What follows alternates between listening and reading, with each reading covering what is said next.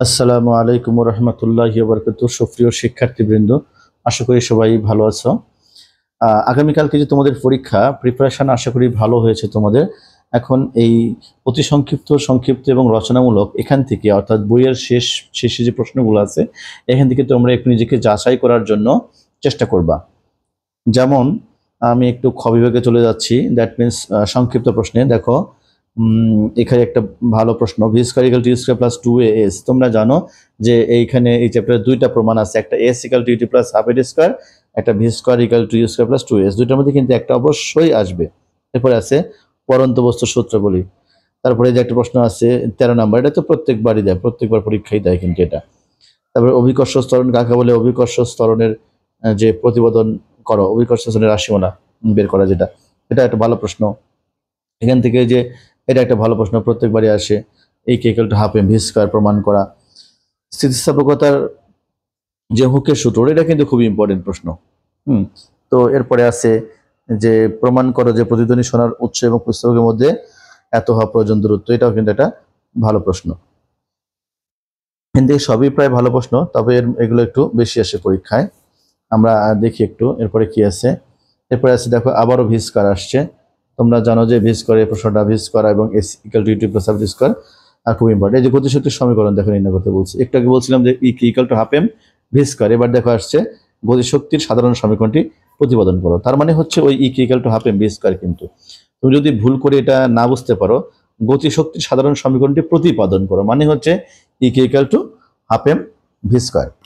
এরপরে দেখো বলছে যে অভিকর্ষ ত্বরণ জি এর মান বস্তুর ভর নিরপেক্ষ হলে স্থান নিরপেক্ষ নয়। দেখো এখানে তোমার মনে হচ্ছে যে প্রশ্নটা আমরা কিন্তু অনেকে বুঝবো, এই মুহূর্তে বুঝবো, অনেকে বুঝবো না।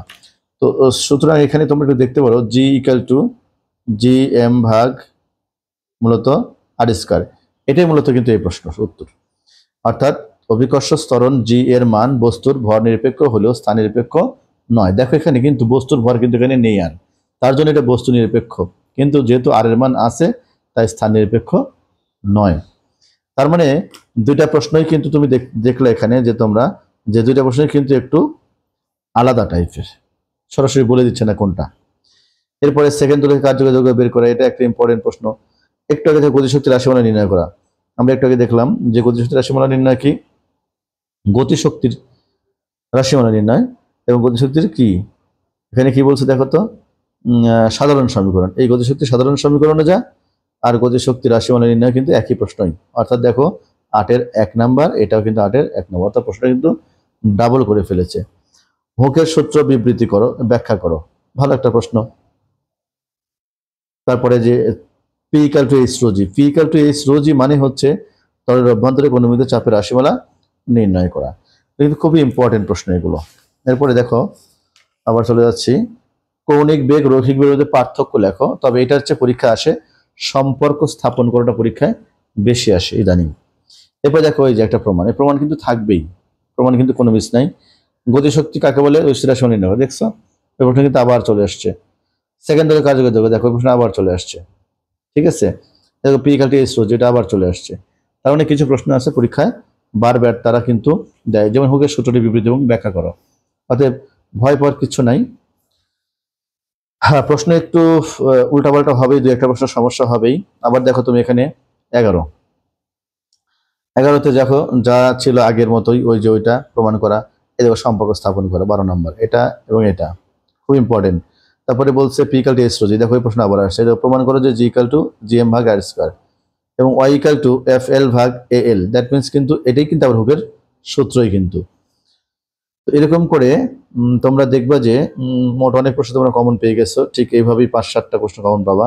এরপরে এদিক থেকে তোমরা শব্দের বেগের উপর তাপমাত্রার প্রভাব আলোচনা করো এবং বাহুতে শব্দের বেগ যে ধরনের অঙ্ক আছে এখান থেকে কিন্তু একটু তোমরা চেষ্টা করবা করার। তারপরে আবার যাচ্ছি পরবর্তী, দেখো তোমরা নিশ্চয়ই জানো, একটু বলছিলাম যে এটা বারবার আসে, পার্থক্যটা আসে, তারপরে কৌণিক বেগ রৈখিক সম্পর্ক স্থাপন করা আসে।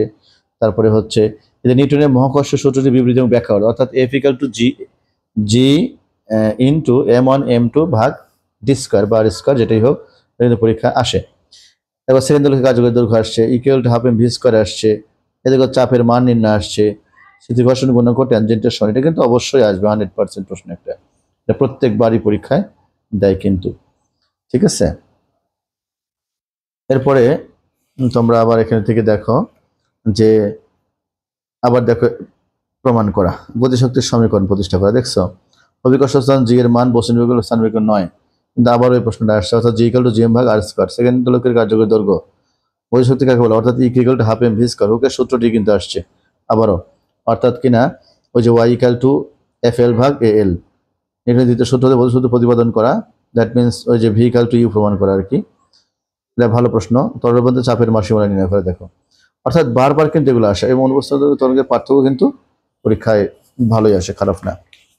এরকম করে যদি দেখাই তাহলে দেখা যাবে যে তোমরা বরাবর যেভাবেই আসে যদি একটু ঠিক রাখে সিকোয়েন্সটা, আশা করি তোমরা এখান থেকে 7 থেকে 8টা ইনশাল্লাহ কমন পাবা। দেখো পার্থক্য তোমরা এবার কমন পাবে আশা করা যায়।